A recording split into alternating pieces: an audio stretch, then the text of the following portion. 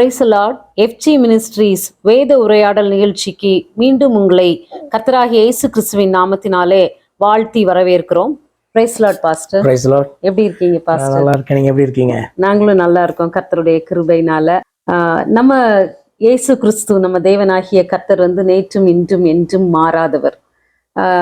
அதுல நமக்கு ஒரு டவுட்டுமே இல்லை, அப்படியே நம்ம விசுவாசிக்கிறோம். ஆனா நம்ம பண்ற ஜெபங்கள், நம்ம ஒரு காரியத்துக்கு வேண்டி ஜெபம் பண்றோம். நான் ஒரு நினைச்சிருப்பேன், எனக்கு இப்படி ஒரு காரியம் அமையணும், இந்த காரியம் வாய்க்கணும் அப்படின்னு சொல்லி நான் ஒரு ஜெபம் பண்றேன். ஆனா என்னுடைய விருப்பம் தான் கர்த்தருடைய திட்டமான்னு எனக்கு தெரியாது. ஆனா நான் எப்படியும் எனக்கு அது கர்த்தர் நீங்க செஞ்சு தந்துடணும் எனக்கு அப்படின்னு சொல்லி நான் ஜெபிக்கிறேன். அப்போ அதை பெற்றுக்கொள்ளும் வரை ஜெபிக்கலாமா? இன்னொன்று, போராடி ஜெபிக்கலாமா? அந்த எண்ணாகமோ 22வது அதிகாரத்துல பிலேயாம் கிட்ட கர்த்தர் பேசுறாங்க. அவங்க முதல்ல போகாதன்னு கர்த்தர் சொல்றாங்க. ஆனா அவன் திருப்பியும் போய் அந்த தீர்க்கதரிசி ப்ரேயர் பண்றாரு, போன்னு சொல்றாரு. அப்போ நான் சொன்ன அந்த முதல் வார்த்தை கர்த்தர் மாறாதவர், போன்னு சொல்றாரே. அப்போ இதெல்லாம் ஒரு சின்ன சின்ன ஒரு பார்ட் பை பார்ட்டா எனக்கு ஒரு டவுட் இருக்கு பாஸ்டர். அதை கொஞ்சம் கொஞ்சமா நம்ம பார்த்துக்கிட்டே போலாம் பாஸ்டர். முதலாவது நீங்க கொஸ்டின் முடிச்சிட்டீங்களா? இல்ல, இன்னும் நிறைய எப்படி ஆரம்பிக்கலாம். கர்த்தர் மாறாதவர் அப்படின்றதான காரியம் வேதத்துல அடிப்படையாய் சொல்லப்பட்டிருக்கிறதான காரியம். கர்த்தர் அப்படின்னு சொன்னா அவர் தான் நம்முடைய தேவன். மல்கியா 3ஆம் அதிகாரத்துல அவர் சொல்வார், நான் கர்த்தர், நான் மாறாதவர், ஆகையால் யாக்கோபின் புத்திரராகிய நீங்கள் நிர்மூலமாகவில்லை அப்படின்னு சொல்லுவார். அப்ப கர்த்தர் என்கிறதான அந்த தேவன் மெய்யான ஒரே தேவன், அவர் மாறாதவராய் காணப்படுகிறார். புதிய ஏற்பாடுக்குள்ள வரும்போது இயேசு கிறிஸ்துவை கர்த்தர் என்று நம்ம விசுவாசிக்க வேண்டும் என்று புதிய ஏற்பாடு புத்தகம் நமக்கு சுவிசேஷமாய் அறிவிக்கிறது. இதுதான் ரட்சிப்புக்கான ஒரே வழி. அவருடைய நாமத்தின் மேல விசுவாசம் வைக்கிறதுனா அவர் தான் என்னுடைய கர்த்தர். பழைய ஏற்பாட்டுல சொல்லப்படுகிறதான கர்த்தர் என்கிற தேவன் அவர் தான் என்று விசுவாசிப்பது. எபிரேய புஸ்தகத்துல வரும்போது இயேசு கிறிஸ்து நேற்றும் இன்றும் என்றும் மாறாதவர் அப்படின்ட்டு எழுதப்பட்டிருக்கும். அப்படியானால் அங்க மல்கியால பேசுகிறதான ஆதியாகமத்திலிருந்து நம்முடைய தேவன் என்று சொல்லப்பட்டு கொண்டிருக்கிறவர் தான் நமக்காக மனிதனாய் வெளிப்பட்டார் என்று புதிய ஏற்பாடு நமக்கு மிக தெளிவாக அந்த மாறாதவர் என்கிற அந்த தன்மையை பயன்படுத்தி இவர் தான் அவர் என்று நமக்கு சொல்லிக் கொடுக்கிறது. அடுத்ததாக நீங்க கேட்டீங்க, நம்ம போராடி ஜெபிப்பது தவறா? ஏன்னா நம்ம மனிதனுடைய சுபாவமே தான் விரும்புகிறதை பெற்றுக்கொள்ள வேண்டும் என்று. இன்றைக்கு சாதாரண மனிதர்களாக, தேவனை அறியாத மனிதர்களாய் காணப்பட்ட நாம தேவனை அறிந்த மனிதர்களாக, தேவனுடைய பிள்ளைகளாய் மாறி இருக்கும்போது நமக்கு இன்னும் அதிக உரிமை எடுத்துக்கிறோம். என்ன அப்படின்னா, அவர் தான் நம்முடைய தேவன் என்பது மாத்திரமல்ல, அந்த தேவன் நம்முடைய தகப்பன், நாம அவருடைய பிள்ளைகள் அப்படின்ற ஒரு உரிமை வேதத்தின் அடிப்படையில நாம் பெற்றுக்கொள்கிறபடினால அவரிடத்திலிருந்து எல்லாவற்றையும் பெற்றுக்கொள்ளலாம் அப்படின்ட்டு நம்ம ஜெபிக்கிறதான காரியம், போராடி ஜெபிக்கிறதான காரியம்ன்ற ஒரு பாயிண்ட் நீங்க கொண்டு வந்தீங்க. அப்ப ஜெபம் என்று சொல்லும்போது சில வார்த்தைகள் பாத்தீங்கன்னா ரொம்ப கிளியரா காணப்படுது. விசுவாசம் இல்லாம ஜெபிக்கிறது அர்த்தமற்ற ஜெபம். விசுவாசத்தோட கேட்கணும், யாரிடத்துல கேட்கிறோம் என்பதை அறிந்து கேட்கணும். முக்கியமாக அவருடைய சித்தத்தின்படி ஜெபிக்க வேண்டும் என்று வேதம் சொல்லுகிறது. அதாவது நாம பண்ணுகிறதான இந்த ஜெபம் அவருடைய சித்தத்தின்படி இருக்கிறதா அப்படின்றது நமக்கு நிச்சயமாக தெரிய வேண்டும். இப்ப அவருடைய சித்தத்தின்படி இல்லாத ஒரு ஜெபத்தை நம்முடைய இச்சைகளின்படி, நம்முடைய மாம்ச இச்சைகளின்படி, நம்முடைய ஜென்ம பாவத்தின்படி அந்த விருப்பத்தை நம்ம பெற்றுக்கொள்வதற்காக தொடர்ந்து போராடுவது அது சரியான ஒரு காரியமே அல்ல. ஏனென்று சொன்னால், தேவனுடைய சித்தம் இது உனக்கு வேண்டாம் அப்படின்னு அவர் நினைக்கும் போது, எனக்கு வேண்டும் என்று என்னுடைய ஜென்மஸ்பாவம் சொல்லுகிறபடினாலே, அதாவது என்னுடைய மாம்சம் சொல்லுகிறபடினால் நான் அவரிடத்துல போராடி ஜெபிப்பது சரியான ஒரு காரியமா என்று கேட்டால் நிச்சயமாக சரியான காரியம் இல்லைன்னு நமக்கே தெரியும். அப்ப சரியான ஃபார் குட் காஸ், இது ஆண்டவர் எனக்கு வாக்குத்தத்தம் பண்ணி இருக்கிறார், இதை தருவேன் அப்படின்னு என்கிட்ட சொன்னார், ஏற்கனவே என்னிடத்துல பேசி இருக்கிறார், தீர்க்க தரிசனமா அறிவித்து இருக்கிறார் என்கிற காரியங்களை வைத்து நம்ம என்ன பண்ணலாம்? போராடலாம். ஆண்டவரே நீங்க சொல்லி இருக்கிறீங்க, அதை செய்யுங்க, நினைவு கூறுங்க அப்படின்னு நம்ம கேட்கிறது நிச்சயமாக தவறே கிடையாது. ஆனால் ஆண்டவர் சொல்லாத காரியம், அல்லது சில நேரங்களிலே ஆண்டவர் எனக்கு விருப்பம் இல்லை, இதை கேட்காதே என்று சொன்னதான காரியங்களை தொடர்ந்து நம்ம கேட்பது அர்த்தமற்ற காரியம். 2 உதாரணங்களை வேதத்துல சொல்ல முடியும். மோசே ஜெபிக்கும் பொழுது ஆண்டவர் இதற்கு மேல இதை ஜெபிக்காத, நீ உள்ள போவதில்லை அப்படின்ற காரியத்தை அவனுக்கு சொன்னார். அவன் அதற்கு பின்பு அதை குறித்து அவன் கேட்கவே இல்லை ஆண்டவர் இடத்துல. அதே மாதிரி பவுல் அப்போஸ்தலருடைய நாட்கள்லயும் இந்த முள்ளை எனக்கு எடுத்து போடுங்க அப்படின்ட்டு ஒரு காரியத்தை குறித்து பேசுகிறான். அவர் சொல்லுகிறார், உன்னுடைய பலவீனத்துல என் பலன் பூரணமாய் விளங்கும். தன்னுடைய கிருபையை குறித்து அவர் பேசுகிறார். அப்போ அவன் பாத்தீங்கன்னா அதற்கப்புறம் அந்த ஜபத்தை அவன் ஏறெடுக்கவே இல்லை. அதை அவன் பாசிட்டிவா எடுத்துக்கொண்டான். இது வந்து நான் என்னை மேன்மைப்படுத்தாதபடிக்கு என்னை கொட்டுகிற தூதனா இருக்கு அப்படின்னு சொல்லிட்டு அந்த முள் என்கிற ஒரு காரியத்தை குறித்து, அதுவே மிஸ்ட்ரி என்னன்றது பார்த்தீங்கன்னா சொல்லப்படலை. ஆனாலும் பார்த்தீங்கன்னா அந்த பலவீனம் தனக்கு ஆண்டவர் வந்து பார்த்தீங்கன்னா தன்னை உயர்த்தாதபடிக்கு எனக்கு கொடுத்திருக்கிறது என்பதாய் அவன் எடுத்துக்கொண்டான். அப்ப இப்படிப்பட்டதான மேன்மையான ஊழியத்தை செய்த தேவனுடைய ஊழியர்களுடைய வாழ்க்கையில கூட ஆண்டவர் வந்து பாத்தீங்க அப்படின்னு சொன்னா இது ஆண்டவருக்கு சித்தமில்லாத ஒரு காரியத்தை சொல்லலை. அவங்க 2 பேருமே கேட்கல. அதாவது தன்னுடைய ஜனங்க வாக்குத்தத்தம் பண்ணப்பட்ட கானானுக்குள்ள பிரவேசிக்க வேண்டும் போது ஆண்டவருடைய சித்தம். ஆனா மோசே பிரவேசிக்க மாட்டான்னு ஆண்டவர் சொன்னது ஆண்டவர் இட்டதான ஆணை. அப்ப ஆண்டவருடைய சித்தத்தின்படி ஜெபிக்கலாமா ஜெபிக்க கூடாது அப்படின்னா ஆண்டவர் உனக்கு தெளிவா சொல்லியிருக்காரு நோ அப்படின்னு சொல்லியிருக்கும் போது அதை குறித்து கேட்கிறது அர்த்தம் அல்ல. அவர் வந்து தன்னுடைய மனதை மாற்றிக்கொண்டு அவர் சொன்ன வார்த்தையை மீறி அந்த காரியத்தை செய்ய மாட்டார். அப்படினாலும் வேணாம், டோன்ட் டூ தட் அப்படின்னார். அப்ப தேவனுடைய மனுஷனா இருந்தா அவன் என்ன பண்ணணும்? ஆமா, என்ன ஆண்டவருக்கு பிரியம் இல்லாத ஒரு காரியம் மாற்றிக்கொள்ள மாட்டார் அப்படின்றத அவன் புரிந்து கொள்ளணும். அதே மாதிரிதான் இவனுடைய வாழ்க்கையிலும் இவன் மூலமாய் பல அற்புதங்களை செய்து கொண்டு வருகிறவர் இவனுடைய வாழ்க்கையில ஒரு காரியத்தை செய்கிறதற்கு வேண்டாம் அப்படின்றார். இது இருக்கட்டும் அப்படின்றார். அப்படியானால் பவுலுக்கு என்ன புரிய வேண்டும்? அவர் சொன்னதை அவர் மாற்றிக்கொள்ள மாட்டார். இதுல போராடி ஜெபிப்பதில் அர்த்தம் இல்லை என்று பவுல் அப்போஸ்தலன் தன்னுடைய ஜபத்தை வந்து அவன் மாற்றிக்கொள்ள வேண்டும் இல்லையா? அப்ப தேவனுடைய சித்தத்தின்படி ஒரு காரியத்தை தொடர்ந்து நம்ம ஜபிக்கிறது, ஆண்டவர் நம்ம வெளிப்படுத்தின காரியத்தை அவருடைய சமூகத்துல வைத்து நம்ம கேட்கிறது தவறே இல்லை. ஆனால் ஆண்டவர் வேண்டாம்னு சொன்னதை, உனக்கு இது வேண்டாம் அப்படின்னு சொன்னதை வைத்து ஜெபிப்பது அர்த்தமற்ற காரியம். உதாரணத்துக்கு இப்ப ஆதியாகம புஸ்தகத்திலே நன்மை தீமை அறியத்தக்கதான கனியை அவர்களுக்கு விளக்கினார் ஆண்டவர். அது பார்த்தா நல்லா இருக்கு, அதை மட்டும் ஏன் விளக்கணும் ஆண்டவரே, நாங்கள் சாப்பிடலாமா சாப்பிடக்கூடாது திரும்ப திரும்ப அவர் வரும்போதெல்லாம் அவர்கிட்ட பேசும்போதெல்லாம் அவர்கள் கேட்டுக்கொண்டிருந்தார்கள் அப்படின்னு சொன்னா அவருடைய சித்தத்துக்கு விரோதமாக அவர்கள் என்ன பண்றாங்க? உங்களுடைய கட்டளையை நீர் மாற்றிக்கொள்ளும், உங்களுடைய கட்டளையை நீ மாற்றிக்கொள்ளும், உங்களுடைய விருப்பத்தை நீ மாற்றிக்கொள்ளும் என்று அவர்கள் வேண்டுதல் செய்கிறார்கள், நாரிகி விடும் அல்லவா? அதே போலதான் இன்னைக்கு நம்முடைய வாழ்க்கையில இதான் டீச்சிங். அவர் வந்து பாத்தீங்கன்னா இது வேணாம் அப்படின்னாருன்னா வேண்டாம். அவர் என்னைக்கு ஓகேன்னு சொல்றாரோ அன்னைக்கு என்ன பண்ணுவாரோ அவரே தருவாரு. அப்படி என்ன பண்ணணும்? அந்த காரியத்தை நம்ம புரிந்து கொள்ள வேண்டுமே ஒழிய நம்முடைய சுய இச்சைக்காக நம்ம ஜெபித்து என்ன பண்ணக்கூடாது, காரியத்தை செய்யக்கூடாது. இதை குறித்து யாக்கோபு சொல்லும்போது என்ன சொல்றாருன்னா, யாக்கோபு எழுதின நிருபம் 4ஆம் அதிகாரத்துல இப்படி இருக்கு. 1 வாசிக்கிறேன். உங்களுக்குள்ளே யுத்தங்களும் சண்டைகளும் எதனாலே வருகிறது? உங்கள் அவயவங்களில் போர் செய்கிற இச்சைகளினால் அல்லவா? அதாவது ஜென்ம ஸ்பாவத்தை, மாம்சத்தினுடைய அந்த விருப்பத்தை, இச்சையை குறித்து அவர் பேசுகிறார். நீங்கள் இச்சித்தும் உங்களுக்கு கிடைக்கவில்லை, நீங்கள் கொலை செய்தும் பொறாமை உள்ளவர்களாயிருந்தும் அடையக்கூடாமற் போகிறீர்கள். நீங்கள் சண்டையும் யுத்தமும் பண்ணியும் நீங்கள் விண்ணப்பம் பண்ணாமல் இருக்கிறதுனாலேயே உங்களுக்கு சித்திக்கிறதில்லை. அப்ப நீங்க விண்ணப்பம் பண்ணல அப்படின்றாரு. அடுத்தது 3வது சொல்ற, நீங்க விண்ணப்பம் பண்ணியும் உங்கள் இச்சைகளை நிறைவேற்றும்படி செலவழிக்க வேண்டுமென்று தகாத விதமாய் விண்ணப்பம் பண்ணுகிறபடினால் பெற்றுக்கொள்ளாமல் இருக்கிறீர்கள் அப்படி சொல்றார். அப்ப விண்ணப்பம் பண்ணாமல் இருக்கிறது தவறு என்று சொல்லுகிறார். விண்ணப்பம் பண்ண வேண்டும். ஆனா விண்ணப்பம் பண்றவங்களும் என்னதான் பண்றாங்க? தங்களுடைய இச்சைகளை நிறைவேற்றிக் கொள்வதற்காக தகாத விதமாய் விண்ணப்பம் பண்ணினா அதுவும் தவறு. அப்படிப்பட்டவர்களை குறித்து அடுத்த வருஷம் சொல்றாரு, விபச்சாரிகளே, உலக சிநேகம் தேவனுக்கு விரோதமான பகை என்று அறியீர்களா? ஆகையால் உலகத்துக்கு சிநேகிதனாய் இருக்க விரும்புகிறவன் தேவனுக்கு பகைங்கனாய் இருக்கிறான்னு தேவ பிள்ளைகளை பார்த்து பேசுறாரு. அப்ப நீ தேவனுடைய பிள்ளை இல்ல, உலகத்தை வெறுத்து நீ வந்திருக்க. அப்ப தேவனுடைய சித்தம் என்ன என்பதை நீ அறிந்து கொள்ள வேண்டும் அல்லவா? அதற்காகவோ ஜெபத்துல நீ நிற்க வேண்டும், போராட வேண்டும், தொடர்ந்து விண்ணப்பம் பண்ண வேண்டும், சோர்ந்து போகாமல் விண்ணப்பம் பண்ண வேண்டும். அப்படின்றதெல்லாம் அவருடைய சித்தத்தின்படி செய்கிறதான விண்ணப்பத்தை குறித்துதான் காணப்படுகிறதே ஒழிய நம்முடைய மாம்ச சித்தத்தை நிறைவேற்றுகிறதற்காக நம்ம அவருடைய சமூகத்திலே போராடி ஜெபிப்பது என்பது அர்த்தமற்ற காரியம். நம்ம போராடுவதனால ஆண்டவர் மாறிடுவார் நினைக்கிறீங்களா? இல்ல. அப்படி மாறிட்டாருன்னா அவர் தெய்வமே இல்லைல்ல. அவருடைய வார்த்தைகளை மாற்றிக்கொண்டார் என்றால் அதுல அர்த்தமே இல்லை. இன்னும் ஒரு காரியம் கூட எனக்கு நீங்க பேசும்போது ஞாபகம் வந்தது. இடைவிடாமல் ஜெபம் பண்ணுங்கள்.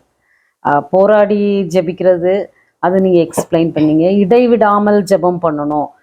இனி எனக்கு ஒரு வேலை, இந்த வேலை எனக்கு இஷ்டமா இருக்கு, அந்த வேலை கிடைச்சா நல்லா இருக்கும்னு மனசுல வச்சுட்டு இடைவிடாமல் அது பெற்றுக்கொள்ளும் வரை ப்ரேயர் பண்ணலாமா? இல்லை லைஃப் பார்ட்னர் தெரியாது யாருன்னு சிலவங்க இல்லை விருப்பப்பட்டு ப்ரேயர் பண்ணுறாங்க. இல்லை இந்த மனுஷனே இந்த மனுஷியே லைஃப் பார்ட்னராக இருந்தால் நல்லா இருக்கும் அப்படின்னு. அப்போ பெற்றுக்கொள்ளும் வரை ப்ரேயர் பண்ணலாமா? இல்லை அதுதான் இடைவிடாமல் ஜெபம் பண்ணுறதா? இப்போ இதில் என்ன குட் காஸ் ஏதாவது இருக்கான்னு பார்க்கணும். ஃபார் எக்ஸாம்பிள், நல்ல வேலைக்கு நம்ம போகிறதா ஆண்டவர் தடை செய்கிறவரான்னா இல்லை. இப்போ ஒரு வேலையை பார்க்கிறீர்கள், அதை விரும்புகிறீங்க, இது என்னுடைய குவாலிஃபிகேஷனுக்கு இது கரெக்டாக இருக்கும், இது என்னுடைய உயர்வுக்கு சரியா இருக்கும்ட்டு அந்த வேலையை நீங்க என்ன பண்றீங்க, விரும்புறீங்க. இது வந்து பாத்தீங்கன்னா தவறான இச்சையில வராது. அப்போ இந்த வேலைக்கு போக வேண்டும் என்று சொல்லி நீங்கள் விரும்பி அதற்கு அப்ளை பண்றீங்க. அதற்காக தொடர்ந்து நீங்க என்ன பண்றீங்க, ஜெபிக்கிறீங்க. உங்களுடைய அந்த தகுதியும் நீங்க என்ன பண்றீங்க, வளர்த்து கொண்டு அந்த வேலைக்கு நீங்க பெற பார்ப்பீங்க. இது தேவனுடைய சித்தத்துக்குள்ள வருதானா? ஆமா, தேவனுடைய சித்தத்துக்குள்ள தானே. தன்னுடைய பிள்ளைகள் நல்லா இருக்கணும்னு ஆண்டவர் விரும்புறாரு அல்லவா? அதே நேரத்துல இந்த வேலை உனக்கு வேண்டாம் அப்படின்னு ஆண்டவர் நம்மளுடைய பேசி இருந்தார் என்றால், அந்த வேலை ஒருவேளை தவறான வேலையா இருந்தா, இப்ப அந்த வேலைக்கு போனா திருடணும், கள்ளத்தனம் பண்ணணும் அப்படின்றதான காரியங்கள் அதற்குள் காணப்பட்டு, அப்படி ஏதாவது நீங்கள் உணர்த்தப்பட்டு ஆண்டவர் அதன் நிமித்தமா நீ இதுக்கு போக வேண்டாம் அப்படின்னு சொல்லியிருந்தாருன்னா, அதற்காக நம்ம முயற்சி செய்கிறதே முதலாவது தவறான காரியம் இல்லையா? இப்ப நீங்க லூக்கா 18ஆம் அதிகாரத்துல ஆண்டவர் ஒரு உதாரணத்தை சொல்லி கொடுப்பாங்க. இடைவிடாமல் ஜெபிக்கிறது அப்படின்றத நீங்க கேட்டபடினாலே அந்த வசனத்தை நம்ம பார்க்கலாம். 18ஆம் அதிகாரத்துல சோர்ந்து போகாமல் எப்பொழுதும் ஜெபம் பண்ண வேண்டும் என்பதை குறித்து அவர்களுக்கு ஒரு உவமையை சொன்னார் அப்படின்ட்டு. சோர்ந்து போகாம அப்படின்னு சொன்னா இடைவிடாமல் ஜெபிக்கிறதை குறித்து தான் அந்த இந்த காரியமும் சொல்லப்படுது. என்ன அப்படின்னு சொன்னா சோர்ந்து போகிறன்னா என்ன, அதாவது அந்த ஜெபத்தை இனி கேட்க மாட்டாங்க ஆண்டவர், இல்லை வேண்டாம், அல்லது ஜெபித்து களைத்துட்டேன், ஸ்டாப் பண்றேன் அப்படின்ற காரியம். சோர்ந்து ஆமா, பதில் கிடைக்காது அப்படின்ட்டு. ஆனால் அது வந்து தேவனுடைய சித்தத்தின்படி தான் இருக்கு, ஆண்டவர் எனக்கு தருவார் அப்படின்றதான நம்பிக்கையோடு கூட அந்த ஜெபம் வந்து தேவனுடைய சித்தத்தின்படி இருக்குமானால் நீங்க தொடர்ந்து ஜெபிக்கலாம். அதான் இங்க கற்றுக் கொடுக்குறாரு. என்னன்னா, ஒரு பட்டணத்திலே ஒரு நியாயாதிபதி இருந்தான். அவன் தேவனுக்கு பயப்படாதவனும் மனுஷரை மதியாதவனுமா இருந்தான். அந்த பட்டணத்திலே ஒரு விதவையும் இருந்தால், அவள் அவனிடத்தில் போய் எனக்கும் என் எதிராளிக்கும் இருக்கிற காரியத்தில் எனக்கு நியாயம் செய்ய வேண்டும் என்று விண்ணப்பம் பண்ணினான். அப்ப அவளுடைய பக்கம் நியாயம் இருக்கு. எதிராளி வந்து பாத்தீங்க அப்படின்னு சொன்னா நியாயம் செய்ய மாட்டோம்னா, அதனால நியாயாதிபதி இதுல எங்களுக்கு நடு நின்று நியாயம் செய்ய வேண்டும் என்று நியாயாதிபதி கிட்ட போறான். வெகு நாள் வரைக்கும் அவனுக்கு மனதில்லா இருந்தது. இதெல்லாம் போயிட்டு நம்ம வந்து இதுலெல்லாம் இன்வால்வ் ஆகணுமா, இது பெரிய விழா, இந்த விதவைக்கு அது ரொம்ப சிறுமைப்பட்ட இவளுக்கு இந்த காரியத்தை செய்யறதுல என்ன பிரயோஜனம் அப்படின்ட்டு. ஏன்னா இவன் பொல்லாதவன், தேவனுக்கு பயப்படாதவன் அப்படின்னா இவன் வந்து பணத்தெல்லாம் எதிர்பார்த்து அப்படிதான் நியாயம் வழங்குறவனா இருந்திருப்பான் இல்லையா? அதான் ஆண்டவர் சொல்றார். பின்பு அவன், நான் என் தேவனுக்கு பயப்படாமலும் மனுஷரை மதியாமலும் இருந்தும் இந்த விதவை என்னை எப்பொழுதும் தொந்தரவு செய்கிறபடியால் இவள் அடிக்கடி வந்து என்னை அலட்டாதபடிக்கு இவளுக்கு நியாயம் செய்ய வேண்டும் என்று தனக்குள்ளே சொல்லிக் கொண்டான் என்றார். பின்னும் கர்த்தர் அவரை நோக்கி, அநீதியுள்ள அந்த நியாயாதிபதி சொன்னதை சிந்தித்து பாருங்கள். அந்தபடியே தேவன் தம்மை நோக்கி இரவும் பகலும் கூப்பிடுகிறவர்களாகிய தம்மால் தெரிந்து கொள்ளப்பட்டவர்களின் விஷயத்தில் நீடிய பொறுமை உள்ளவராயிருந்து அவர்களுக்கு நியாயம் செய்யாமல் இருப்பாரோ? இப்ப தேவனுடைய சித்தத்தின்படியான ஒரு விண்ணப்பம், தேவன் எப்படிப்பட்டவர், நியாயம் செய்கிறவர், என்னுடைய ஜெபத்தை கேட்கிறவர் என்கிற நம்பிக்கை, அதன் அடிப்படையில வந்து ஏறெடுக்கப்படுகிற விண்ணப்பங்கள் உடனே கேட்கப்படலைனாலும் ஆண்டவர் சொல்றாரு, நான் அநீதியுள்ள நியாயாதிபதி கிடையாது. அநீதியுள்ள நியாயாதிபதியே அவள் தன்னை தொடர்ந்து வந்து அலட்டக்கூடாது என்று சொல்லி என்ன பண்றான், அவளுக்கு நியாயம் செய்யலாம் அப்படின்ட்டு சொல்றான். கொஞ்சம் அதை சிந்தித்து பாருங்க. நான் நியாயாதிபதி அல்லவா, நீதி உள்ளவர் அல்லவா, அவங்களுடைய ஜெபத்தை கேட்கிறவர் அல்லவா, சிறுமைப்பட்டவர்களாக இருந்தாலும் அவருடைய ஜெபத்தையும் நான் கேட்கிறவர் அல்லவா. அப்ப நான் பொறுமையா இருந்து ஏற்ற நேரத்துல அதை செய்யாதிருப்பேனோ. ஆனால் அப்படின்னா சோர்ந்து போகாத, தொடர்ந்து விண்ணப்பங்களை ஏறெடுத்துக்கொண்டே இரு. நான் வந்து பாத்தீங்கன்னா கேட்காம இல்லை, கேட்டுக்கொண்டுதான் இருக்கிறேன். அது எந்த நேரத்துல உனக்கு செய்யணும்னு எனக்கு தெரியும். ஆனபடினாலே தம்மால் தெரிந்து கொள்ளப்பட்டவருடைய விஷயத்தில் நீடிய பொறுமை உள்ளவராயிருந்து அவர்களுக்கு நியாயம் செய்யாதிருப்பாரோன்னு கேட்கிறாரு. நிச்சயமா செய்வார் அல்லவா? இப்ப நீடிய பொறுமைன்றதான் நமக்கு டெஸ்ட். என்ன அப்படின்னா எப்பன்னு தெரியாது, தொடர்ந்து ஜெபிக்க சொல்றாரு ஆண்டவர். அப்ப அது குட் காசா இருந்தது. நான் வேதத்தின்படி இது வந்து தேவனால் அங்கீகரிக்கப்படுகிற ஜெபம் என்று சொன்னால் தொடர்ந்து அந்த ஜெபத்தை நம்ம ஏறெடுக்க வேண்டும் என்று ஆண்டவர் கற்றுக் கொடுத்தார். இதுதான் வந்து பாத்தீங்கன்னா விடைவிடாமல் ஜெபம் பண்ணுகிற காரியம், சோர்ந்து போகாமல் ஜெபம் பண்ணுகிறதான காரியம். அப்ப அந்த ஜெபத்தை என்ன பண்ணக்கூடாது, விடக்கூடாது. நீங்க எக்ஸ்பிளைன் பண்ணும்போது அந்த விசுவாசம் அப்படின்னு ஒரு வேர்ட் சொன்னீங்க. அந்த சோர்ந்து போகாமல் ஜெபம் பண்ணணுங்கிற வார்த்தையில். அப்போ விசுவாசம் இல்லாம நம்ம ப்ரேயரே பண்ண முடியாது இல்ல பாஸ்ட்? உண்மைதான். விசுவாசம் இல்லாம நம்ம வந்து தேவனிடத்துல வரவே முடியாது ஆக்சுவலா. ஏன்னா நீ வேதத்தில் நீங்க வாசிப்பீங்க, தேவன் ஒருவர் உண்டென்று விசுவாசத்தான் அவர்கிட்டயே நம்ம போக முடியும். யாக்கோபு வந்து தன்னுடைய நிருபத்துல அப்படி எழுதிக்கிறார். விசுவாசி அப்படின்னு சொன்னா என்ன விசுவாசி? தேவன் ஒருவர் உண்டென்று. பிசாசுகள் கூட தேவன் ஒருவர் உண்டென்று பயந்து விசுவாசித்து நடுங்குகின்றன அப்படின்னு எழுதுறாரு. அப்ப பிசாசு கூட தேவன் ஒருவர்னு தெரியுது. இப்ப என்ன ஒரு முக்கியமான ஒரு பாயிண்ட் வர நான் வந்து டச் பண்ண விரும்புறேன். தேவன் ஒருவர் என்று பிசாசுக்கு தெரியுது. அப்ப ஜெபிக்கிறவனு தேவன் ஒருவர் என்று நம்பிதான் விசுவாசி தான் ஒட்டு போறான். தேவன் 3 பேர்னா அவர்கிட்ட போக வேண்டிய அவசியமே கிடையாதுல்ல. தேவன் 2 நபர் 3 நபர், ஒன் ஆஃப் த காட்ஸ்னா போக வேண்டிய அவசியம் கிடையாது. அப்ப திருத்துவ தேவன் வந்து வேதத்தின் அடிப்படையில தெய்வமே அல்ல. அப்ப தேவன் ஒருவர் உண்டென்று நம்புகிறவன் தான் அவரிடத்துல ஜெபிக்க முடியும், அவரை தொழுது கொள்ள முடியும். இல்லைன்னா யாரை தொழுது கொள்ளுவாம? அதுலயே பிரச்சனை ஆயிடுது இல்லையா? அப்ப தேவன் ஒருவர் உண்டு என்று விசுவாசித்து தான் அவர்கிட்ட போக முடியும். விசுவாசம் இல்லைன்னா அவர்கிட்ட போகவே வேண்டாம். அப்பதான் இல்லையே, அவர் எப்படி கேட்பாரு? சரி, அவர் இருக்கிறாருன்னா என் ஜெபத்தை கேட்கவே மாட்டாரு அப்படின்னு நினைச்சிட்டு போறவன் எப்படி போவான்? ஜெபிக்க மாட்டான். அப்ப ஜெபிக்கிறதுல அடிப்படையாக விசுவாசம் காணப்படுது. என்ன விசுவாசம்னா, தேவன் உண்டுன்ற முதல் விசுவாசம், இரண்டாவது என் ஜெபத்தை கேட்கிறார் என்கிற விசுவாசம், மூன்றாவது என் ஜெபத்துக்கு பதில் கொடுப்பார் என்ற விசுவாசம். இதுதான் மூணா பிரிக்கலாம் வழியா, தேவனை மூணா பிரிக்கூடாது. அப்புறம் இன்னும் ஒரு காமனா நம்ம ப்ரேயர் பண்ணி முடிக்கிறது, அந்த ஜெபங்கள்ல நம்ம கேட்டிருக்கோம், என் எல்லா ப்ரேயரும் பண்ணிட்டு அப்புறம் என் குற்றங்குறைகள் எல்லாம் ஏதாவது இருந்தா பொறுத்து மன்னிச்சிருங்க அப்படின்னு சொல்லிட்டு ஒரு ப்ரேயரை அப்படி அப்படி எண்ட் பண்ணலாமா? என்னை பொறுத்தவரை அது தவறு தான். காரணம் என்ன? நம்மகிட்ட குற்றம் இருக்குன்னா நம்ம எப்போ இதை ஸ்டார்ட் பண்ணணும்? ஜெபத்துக்கு முன்பாக என்ன பண்ணணும்? ஆண்டவரிடத்துல அதை ஒப்பு கொடுக்கணும். ஏதாவது காரியத்தில் நான் மனம் திரும்ப வேண்டும் என்று ஆண்டவர் உணர்த்தி இருந்தார்னா, நான் குற்றவாளியாக இருக்கிறேன் ஆண்டவருக்கு முன்பாகன்னு தெரிஞ்சா, ஜெபத்தை ஏறெடுக்கிறதுக்கு முன்பாகவே என்னதான் பண்ணணும்? இதை தான் நம்ம ஆண்டவர்கிட்ட சமூகத்தில் கொண்டு போகணும். ஆண்டவரே, நான் இந்த பாவத்தை உனக்கு விரோதமாய் செய்தேன், என்னை மன்னிச்சிருங்க. இப்படி வசனம் என்னோடு கூட இடைப்பட்டபடினாலே, என்னுடைய குற்ற உணர்ச்சி எனக்கு விரோதமாய் நிற்கிறபடினாலே நான் உங்களுடைய சமூகத்துல வந்திருக்கேன், என்னை மன்னிச்சிருங்க, நீ தயபெருத்தவராச்சே என்று சொல்லி குற்றங்களை அவருடைய சமூகத்துல ஒப்பு கொடுக்கும்போது நாம் ஆண்டவர் மன்னித்ததான அந்த மன்னிப்பினுடைய சந்தோஷத்தை நம்ம பெற்றுக்கொள்ள முடியும். அதுக்கப்புறம் தான் ஜெபமே ஆரம்பிக்கணும். அப்ப ஜெபத்தின் முடிவிலே சொல்லுகிறதல்ல, ஜெபத்தின் ஆரம்பத்திலே சொல்லுகிறது காரியம்.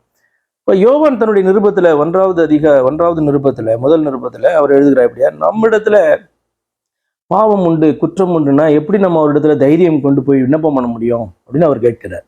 இப்ப நம்முடைய இருதயமே நம்மை குற்றவாளியாக தீர்க்குமானால் நாம் எப்படி தைரியம் கொண்டு அவருடைய சமூகத்துல எப்படி விண்ணப்பம் பண்ண முடியும் அப்படின்ற ஒரு கேள்வி இருக்கு. நல்ல கேள்விதான் அது. அப்படியானால் எல்லாவற்றையும் ஜெபத்தெல்லாம் நான் எடுத்துட்டு கடைசியில இதுல குற்றம் குறைகள் என்கிட்ட இருந்தா மன்னிச்சிருங்க அப்படின்னா அதை முதல்ல நீ பண்ணியிருக்கணும்.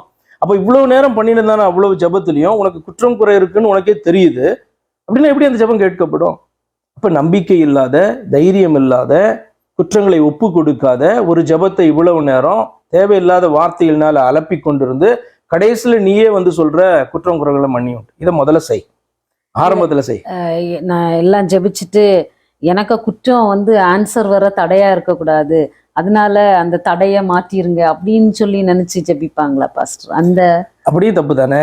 இப்ப ஏசாயா தீர்க்கதரிசன புஸ்தகத்துல இப்படியாக தேவன் உங்களுடைய ஜெபத்தின் சத்தத்தை, விண்ணப்பத்தின் சத்தத்தை கேட்கக்கூடாதபடிக்கு அவருடைய செவிகள் மந்தமா இல்ல, உங்களை ரட்சிக்க கூடாதபடிக்கு அவருடைய கைகள் குறுகினதும் இல்ல, உங்களுடைய அக்கிரமங்களே உங்களுக்கும் உங்கள் தேவனுக்கும் விரோதமாக பகையை உண்டாக்குது அப்படின்னு சொன்னா, உன்னுடைய ஜெபத்துக்கு நடுவில் ஒரு பகையை வச்சுக்கிட்டு, ஒரு தடை சுவரை வச்சுட்டு நீ கடைசியில கேட்கிறன்றே. முதல்ல அந்த தடை சுவரை உடைக்கிறதற்கு தேவன் உனக்கு என்ன ஆப்ஷனை கொடுத்திருக்காரு?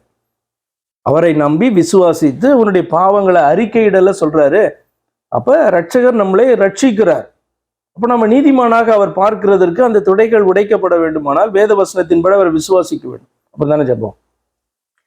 எப்படியாவது கேட்டு பெற்றுக்கொள்ளலாம், இல்ல எப்படி வேணாலும் நான் இருந்துட்டு ப்ரேயர் பண்ணி பெற்றுக்கொள்ளலாம், இந்த மாதிரி லூப் ஹோல்லாம் காட்கிட்ட நம்ம வைக்கவே முடியாது, பெற்றுக்கொள்ளவே முடியாதுன்னு உங்க எக்ஸ்பிளனேஷன்ல இருந்து எடுத்துக்கலாமா? நிச்சயமா. ஏன் அப்படின்னா, இன்னைக்கு உபவாசம் என்பது தவறு இல்லை. ஆனால் நம்முடைய இச்சைகளை நிறைவேற்றுவதற்கு ஆண்டவர்கிட்ட போராடுறதா நினைச்சிட்டு பண்றதான உபவாசம்லாம் வேஸ்ட். ஏன்னா எத்தனை வருஷங்கள் காத்திருந்தாலும் அவர் வேணான்னு சொன்னதான காரியத்தை எப்படி நிறைவேற்றுவார்? இப்போ மோசே பாவம், அவனை எப்படியாவது உள்ள கொண்டு போயிடலாம்னா இன்னொரு 40 வருஷம் ஜனங்களை சுத்த வைக்கலாம், இவனுடைய ஆயுசு நாட்களை கூட்டி என்ன பண்ணலாம், இவனை உள்ள கொண்டு போகலாம் அப்படின்ட்டு ஏதாவது ஆப்ஷன் ஆண்டவர் கொடுத்திருந்தா, இதெல்லாம் இந்த மார்க்கம் சொல்லி கொடுக்காததான காரியம். இதே வேற மார்க்கங்கள்ல பாத்தீங்க அப்படின்னு சொன்னா பரிகாரம் அப்படின்ட்டு, நம்ம வேதத்துல பரிகாரம் சொல்லப்படுகிறது ஒரே காரியம் தான். என்னன்னா நம்முடைய பாவத்துக்கான பரிகார பலி. நம்முடைய பாவம் எப்படி மன்னிக்கப்பட முடியும், அதற்கு என்ன பரிகாரம் செலுத்தப்பட வேண்டும் அப்படின்றது குறித்து தான் வேதம் சொல்லுகிறது. அது தேவன் மனிதனாக வெளிப்பட்டு தன்னுடைய சரீரத்தை, குற்றமில்லாத ரத்தத்தை சிந்துகிறதான காரியத்தை குறித்து மட்டும்தான் பேசுகிறது.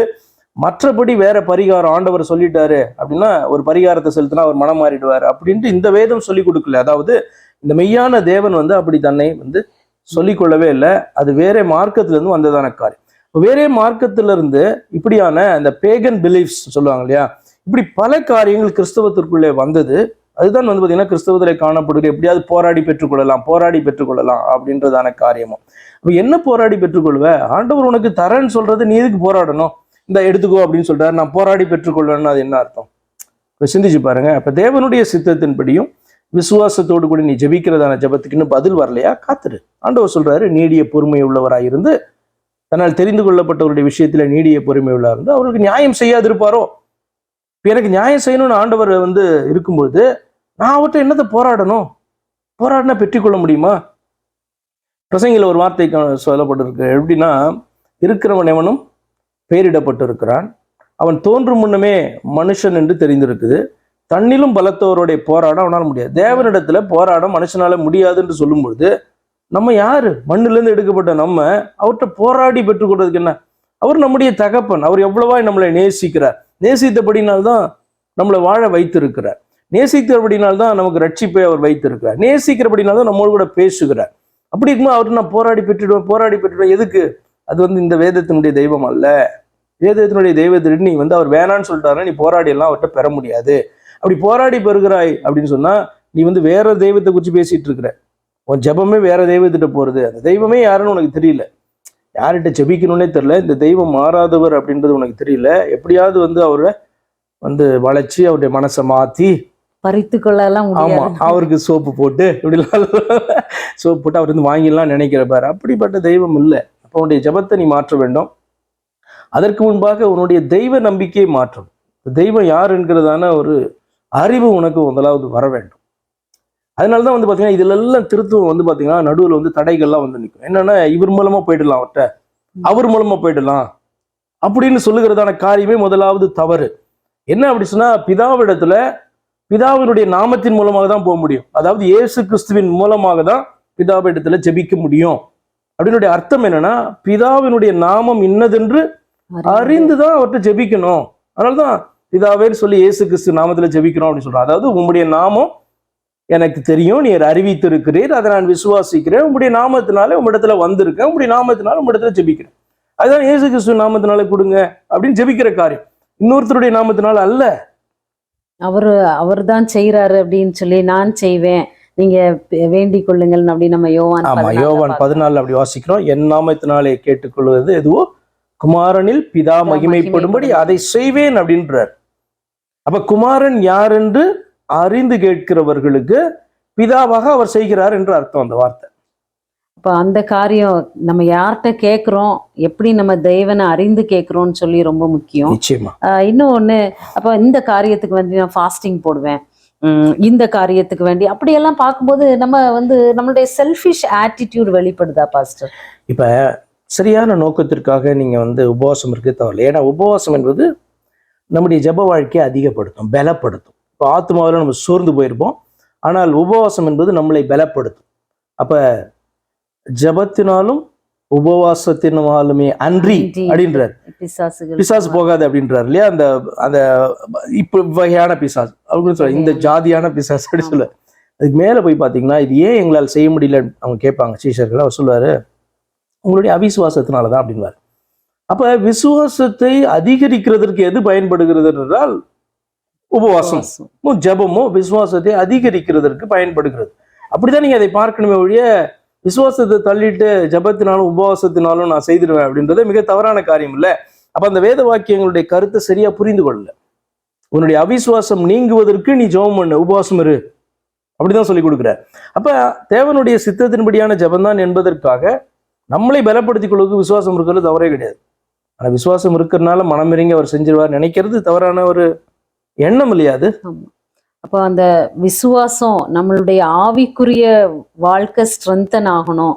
அப்ப ஸ்ட்ரென்தன் ஆகும்போது ஆட்டோமேட்டிக்கா நம்ம உணர்ந்து கொள்வோம்ல, நம்ம பண்றது தேவனுடைய சித்தத்தின்படியா இல்ல வார்த்தையின்படியா இல்ல நமக்கு கர்த்தர் வைத்திருக்கிற காரியமா அப்படின்னு சொல்லி அந்த நம்மளுடைய ஸ்பிரிச்சுவல் லைஃப் ஸ்ட்ரென்தன் ஆகும்போது, நம்ம விசுவாசத்துல வளரும் போது தெரிஞ்சுக்கணும். ரொம்ப ஒரு அருமையான ஒரு விளக்கமா, எனக்கு ரொம்ப ரொம்ப ஒரு கேட்சிங்கான ஒரு எக்ஸ்பிளனேஷனா இது இருக்கு பாஸ்டர். ஆமா, ஏன் அப்படின்னா, இப்ப நீங்க உபவாசம் கூட பார்க்கும்போது இன்னைக்கு எப்படி உபவாசம் இருக்கும்? உபவாசம் என்று சொன்னால் தேவனுடைய சமூகத்துல அமர்ந்து இருக்கிற காரியம், தேவனுடைய வார்த்தைகளை குறித்து சிந்தித்துக் கொண்டிருக்கிறதான காரியம், அதன்படி ஜெபித்துக் கொண்டிருக்கிறதான காரியம், தேவன் அதிகமா பேசுகிறதான வேலை. இன்னைக்கு நம்ம உபவாசம்ட்டு நம்ம பாட்டு நம்முடைய ரெகுலரான வேலைகளை செய்து கொண்டு உபவாசம் இருக்கிறன்றது சும்மா நம்மள பட்டினி போடுறது தானே அது.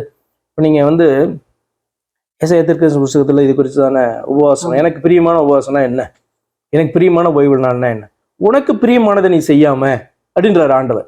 அப்ப நம்முடைய ரெகுலர் ரொட்டீன்ல இருந்து மாறுபட்டு ரெட்ரீட் ஆகி நம்ம உட்காருகிறது தான் பார்த்தீங்கன்னா உபவாசம். அப்போ ரெகுலரான ஆக்டிவிட்டீஸ்லேயே நான் இருப்பேன், ஆனால் வயிற்று மாத்திரம் பட்டினி போடுவேன்றது எப்படி நம்மளை ஸ்ட்ரெங்தன் கொடுக்கும் நமக்கு? அதாவது எப்படி நம்ம ஆத்மாவுக்கு ஸ்ட்ரெங்தன் கொடுக்குன்னு சொல்கிறேன். அப்போ தேவனுடைய சமூகத்தில் உட்காருகிறதான காரியம், தேவனுக்காய் நம்ம மற்ற காரியங்களை ஒதுக்கி அமர்கிறதான காரியம் தான் உபவாசம். வெறும் சாப்பாடை மட்டும் ஒதுக்குறது கிடையாது. அப்படி நம்ம உட்காரும் போது நிச்சயமாக நம்ம எல்லா காரியங்களும் யோசித்து பார்ப்போம்ல. அந்த டைமே உங்களுக்கு வேதத்துல செலவு பண்ணுகிறதான காரியம், ஜெபிக்கிறதான காரியம், கர்த்தரை குறித்து தியானிக்கிறதான காரியம். அப்ப நிச்சயமாக நம்முடைய விசுவாசம் பலப்படும் அந்த இடத்துல. இன்னும் ஒரு காரியம் பாஸ்டர், இப்போ ஜெபிக்கும் போது பிசாசை நான் கட்டி ஜெபிக்கிறேன், பாதாளத்துக்கு ஒன்று நான் தள்ளுறேன் அப்படின்னு சொல்லி நம்ம ஜெபிக்கலாமா, இல்லை பிசாசை நம்ம கடிந்து கொண்டு ஜெபிக்கலாமா? பிசாசை கடிந்து கொள்ளலாம். பிசாசுக்கு பார்த்தீங்கன்னா நீங்கள் துரத்துங்கள் அப்படி ஆண்டவர் சொல்லியிருக்காருல்ல. இயேசுவானவர் பிசாசுகளை துரத்தினார். இயேசுவானவர் எங்கேயாவது இப்போ இந்த பிசாசுகளை அசுத்தாவிகளை துரத்துகிறதான அந்த மினிஸ்ட்ரியே இட்ஸ் இன்ட்ரெஸ்டிங். ஓல்ட் டெஸ்டமெண்ட்ல இல்லாத இயேசு கிறிஸ்துவின் மூலமாக தான் துவங்குகிறதான. அப்போ தேவன் மனிதனாக வெளிப்பட்டு பார்த்தீங்கன்னா விசேஷமாக இந்த கிரியைகளின் மூலமாக தான் யாரு, எப்படி இந்த ஆவிகளுக்கு மேல அதிகாரம் பெற்றவர் அவர் அப்படின்றத நம்ம அறிந்து கொள்வதற்காக அந்த மினிஸ்ட்ரி அந்த இடத்துல காணப்படுது. அப்ப அதற்கு முன்பாக அப்படிப்பட்ட ரெவலேஷன் இல்லை. நீங்க உதாரணத்துக்கு யோபு புஸ்தகத்தை எடுத்து வாசிக்கும் கூட வாசிக்கிற நமக்கு தெரியுது இதுக்கெல்லாம் பின்னாடி பிசாசு இருக்கிறான் அப்படின்ட்டு. யோபுக்கு தெரியலையே. யோபுக்கு இதெல்லாம் தேவன் செய்கிறார், ஏன் இப்படியாக செய்கிறார் இந்த காரியத்தை ஆண்டவரை பார்த்தா அவன் புலம்பிக் கொண்டிருக்கிறான்.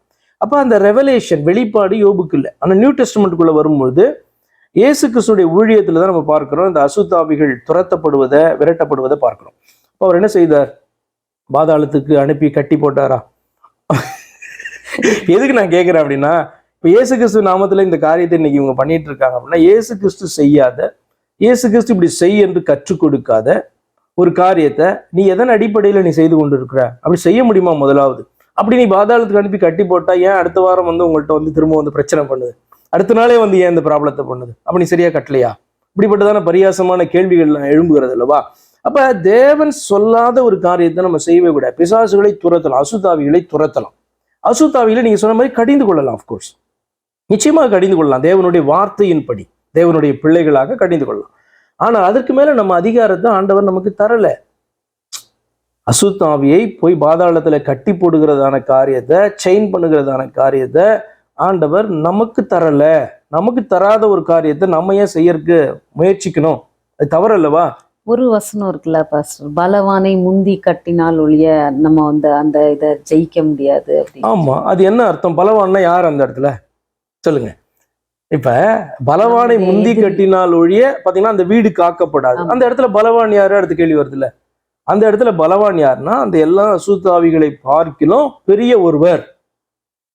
அப்ப இந்த அசுத்தாவிகள்ல எது ரொம்ப பெருசு அப்படின்னு சொன்னா பிசாஸ் என்றும் சாத்தான் என்றும் வலு சர்ப்பம் என்றும் பெயர் பெற்றிருக்க அந்த ஒருத்தன் இல்லையா, விழுந்து போனதான அந்த ஆவியை குறிக்கிறது. அவனோடு கூட விழுந்தவர் தான் அசுத்த ஆவிகள் புளூரல்ல காணப்படுது. ஆனா அசுத்த ஆவி அப்படின்னு சொல்றதான பிசாசு அப்படின்னு சொல்லுகிறதான அந்த வார்த்தை யாரை குறிக்குது? லூசிஃபர் என்று விழுந்து போனவனை அது குறிக்கிறது.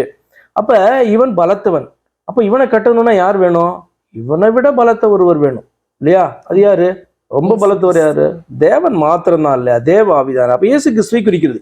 இப்ப இயேசு கிறிஸ்து நம்முடைய வாழ்க்கைக்குள் வந்தால்தான், நாம் அவரை ஏற்றுக்கொண்டால்தான் இந்த வீடு சுத்திகரிக்கப்படும். பலவானாய் காணப்பட்டு நம்ம அடிமைத்தனத்துக்குள்ள காணப்படுகிற அவனை கட்டணும்னா அவர் தான் செய்ய முடியும். அப்ப அதுதான் அந்த வார்த்தையினுடைய அர்த்தமே ஒழிய நம்மெல்லாம் பலவான்கள், அவனை கட்டுறதுக்கான பலவான்கள் வேதத்துல நான் வசனத்தையே பார்க்கல. அது தவறான ஒரு வியாக்கியானம். அப்போ ஒரு வார்த்தையை நம்ம புரிந்து கொள்ளணும்னா அந்த வார்த்தைக்கு முன்னால என்ன சொல்லப்பட்டிருக்கு அப்படின்னு சொல்லி பார்க்கணும்னு சொல்லி உங்க எக்ஸ்பிளனேஷன்ல இருந்து புரிஞ்சுக்கிட்டேன். இன்னொன்னு என்ன சொல்ல வர்றாங்க, நான் இதை கடைசியாக பலவான முந்திக்கட்டு அப்படிங்கன்னு சொல்லியிருக்கேன்னு கேட்டேன். அப்போ நீங்க அதுல என்ன சொல்ல வராங்கன்னு புரிஞ்சுக்கோங்க அப்படின்னு சொல்லி கிளியரா எக்ஸ்பிளைன் பண்ணீங்க பாஸ்டர். கேள்விகளுக்கு தெளிவா விளக்கம் சொன்னீங்க. அது எங்களுடைய அந்த டவுட்ஸ் எல்லாம் ரொம்ப அப்படியே கிளாரிஃபை பண்ணிடுது. மீண்டும் சில கேள்விகளோடு சந்திக்கலாம். நிச்சயமா. Thank you. God bless you.